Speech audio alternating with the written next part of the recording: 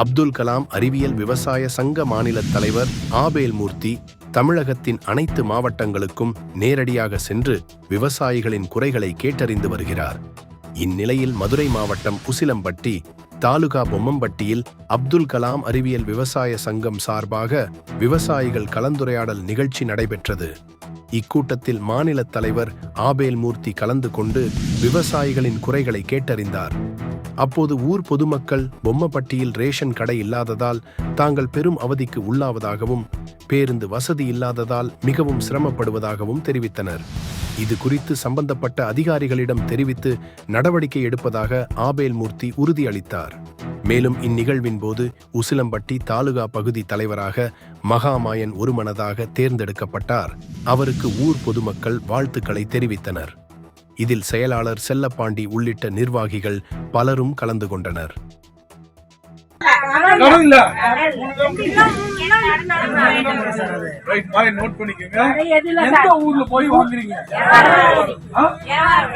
சரி, இப்ப நம்ம ஊருக்கு ரேஷன் கடை வர்றதுக்கு முதல் முயற்சி எடுப்போம்.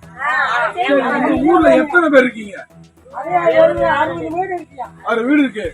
அவங்க எல்லாமே வாரத்துல 2 நாள் இங்க கொண்டு வர சொல்லி மந்தையிலே ஏற்பாடு பண்ணி தர சொல்றேன். நான் திண்டுக்கல்ல ஏற்பாடு பண்ணிருக்கேன். அப்படி ஒருத்தவங்க 4 கிலோமீட்டர் தாண்டி போய் வாங்குறாங்க. இந்த ஊர்லயே வாங்குறதுக்கு நம்ம ஏற்பாடு செய்யும். முத வேலை வேற என்ன வேலை?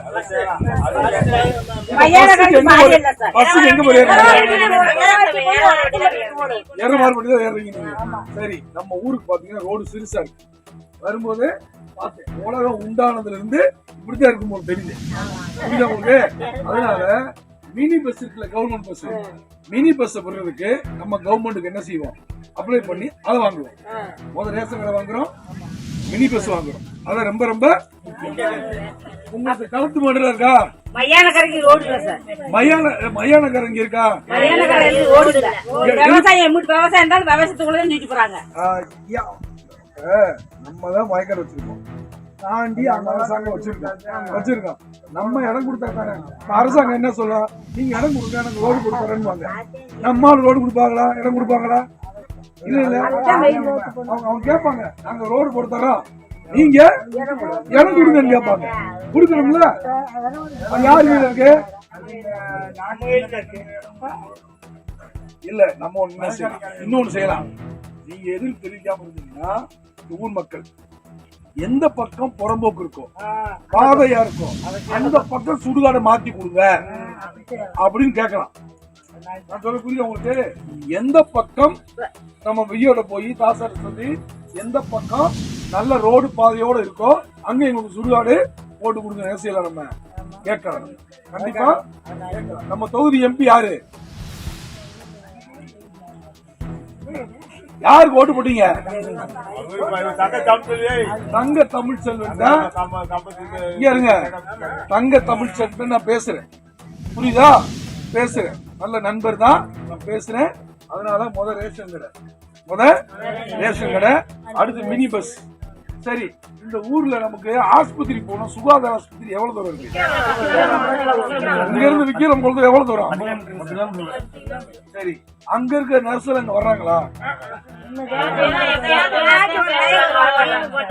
வர்றாங்க. சரி, நமக்கு இப்ப இவங்க இருக்கிற ஆடு மாடு இதுக்கெல்லாம் வர்றாங்கல்ல, அரசாங்க டாக்டர் இங்க வர்றாங்களா?